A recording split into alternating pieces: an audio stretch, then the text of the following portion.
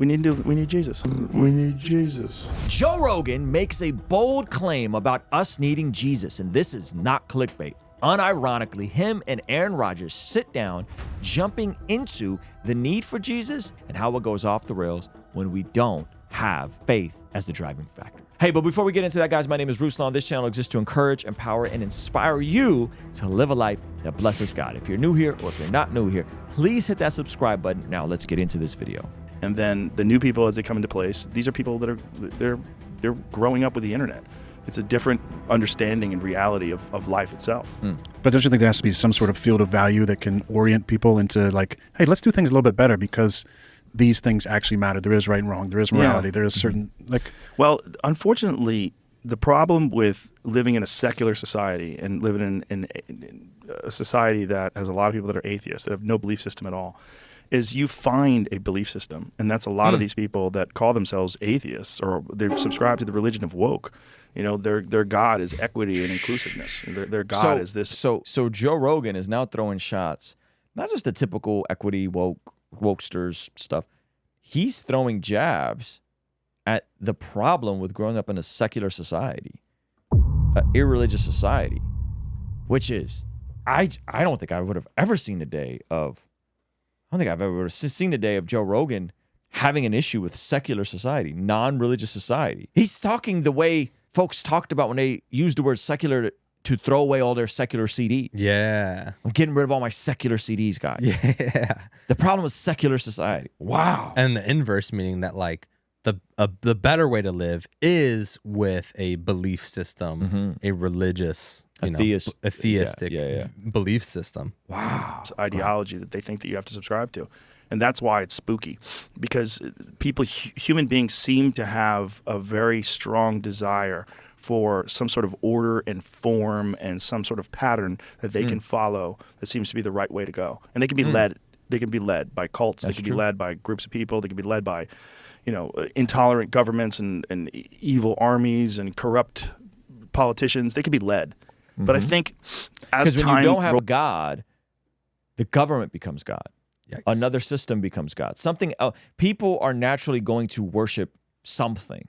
And so if you remove God from the equation, they're just going to fill that void with something else. Right now, it's government, it's authoritarianism, it's suppression of information. That's the stuff we're seeing, but it's always going to be something, right?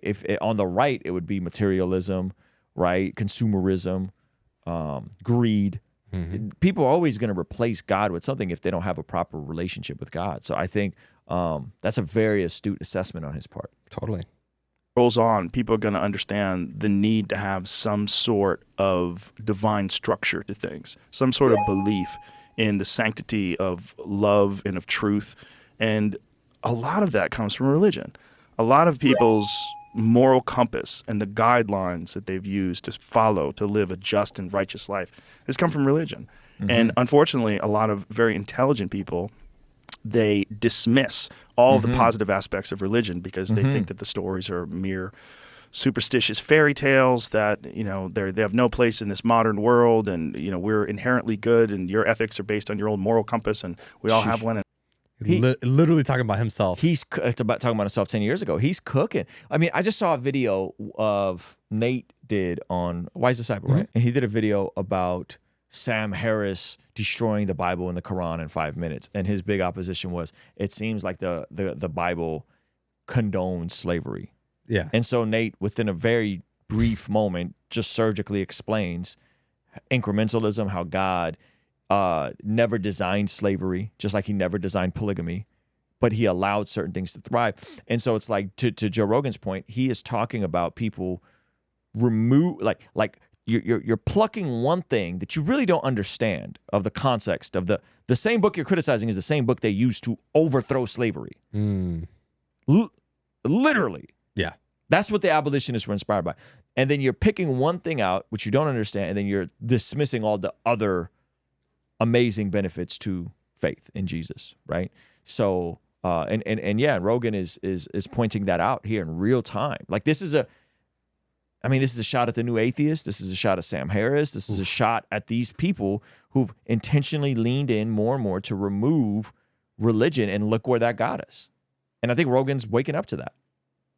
And that's not necessarily true, because you see the way people behave in war. They don't have any moral compass. They just and we've asked people in service of our country to go to these places and behave like and then reintegrate into society, right back into society, and be a good person again. And they don't know how to do it, and they go crazy. And there's a lot of them who come back and they're down is up and up is down. They don't know what the fuck. And we don't help them out. We don't help them out. And the suicide rate is I think, is it the number one killer of veterans?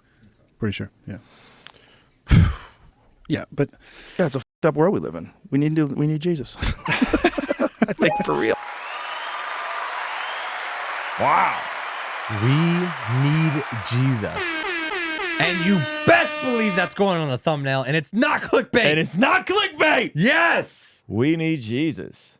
We need Jesus. I think, for real. Like, if he came back now, it'd be great. Like, Jesus, if you're thinking about coming back right now, now's a good time. Yeah, pretty soon. Yeah. Now's a good time. We're kind of well. He seems pretty confident if Jesus came back that he'd be okay.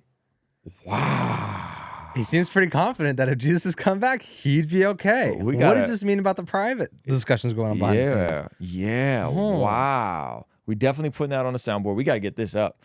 Chris. Ah! We got to get this video up. Rogan said we need Jesus, and he was not being cute or funny about it. That's crazy. All right. Let's play a little more of this. All right. There's a lot of people think that might be coming. Well, it might be. Mark of the beast. That might be the aliens. I mean, that might be what all this stuff is. It might be we reach a certain point where we're so unmanageable and so chaotic that something comes down and gives us a guideline. I mean, this is what Moses essentially experienced, supposedly, right? When he came back with his 10 commandments. This is supposedly what, he's been reading. These people that have had these religious visions. What are the Let's go, Joe. He's cooking. He went from Jesus to Moses coming down with the 10 commandments. I was going to say, this happened already, but he beat me to it. Joe Rogan proclaiming the Moses and the law. And that we need Jesus. Unironically, it wasn't a bit, ladies and gentlemen. That's crazy. Just visions like, oh my God, we're all the religious visions where there's a way to do this. Yeah. That's there's right. A guide, there's a way to follow, and there's right. a greater power. There's a king and there's a kingdom. Everything that controls this whole thing and keeps it all together. And there's laws to adhere that will make for a much better life for all humans, all life on Earth. Yeah, it's hope. Hope is a memory of the future. It's this shit matters. Yeah, that it does matter. Yeah, everything we do matters. I think if atheists, I think, can find their own religion. It might be religion of science or religion of climate change or whatever it might be. But to not believe in a higher power means that really nothing I do matters. Ultimately, I live, I die. That's it. So whatever purpose you might have, it's short-lived. It's just for this. There's nothing else going on. I have a hard time with that because I believe there's a seen world and an unseen world, and there's forces of good and forces of evil, and that there's a purpose for all this. And there's, there's a lot of reasons why we're doing this. There's a lot of opportunities to do this. I'd like to get it right this time around. That'd be nice. That'd be nice. But if there is the Christianity part and Jesus wants to come back and save everything, it'd be good right around now. Yeah. Like, don't wait till the election. Yeah. Don't wait. Listen, I'm taking it back, ladies and gentlemen. That was me going in blind into that conversation. But I think, obviously, Rogan is right. I think you guys have been giving us all kinds of crap for pointing out all the obvious ways Joe Rogan has incrementally been going over to I would say, a pretty clear exploration, fascination, curiosity about Jesus, to now him flat out saying we need Jesus. Someone is behind the scenes having these conversations with him. I bet you he has some Christian friends down in Austin. I bet you he got out of Hollywood, and there's just more normal people in Austin that got his ear, and they're like having real conversations and are challenging him, and he's slowly coming around. And sometimes people have an encounter with the living God, and it's like that, and they're on fire. With other people, they got to detangle a lot of their own dogma and a lot of their own false religion.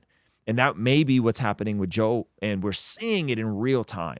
And so for all you guys that have given us crap for all the Joe Rogan videos and all the quote-unquote clickbait, we're going to be the only ones with documentation of his entire journey. When it comes back around, we're going to have a playlist that says Joe Rogan's Journey to Christ. That's right. That's right. That's going to be good. So I would hope that the next step would be for Joe to lean into the fact that God's ways, God's word, God's wisdom, God's kingdom is good, and that he would lean into the scriptures and read it for himself and see that there's this beautiful tapestry from the Old to the New Testament, foreshadowing a lot of the resurrection story that is incredible. And so if you guys want to see the story where Joe Rogan read and daggone full chapter of Revelation live on his podcast, we'll have that clicked up over here. All right, I'll see you over there.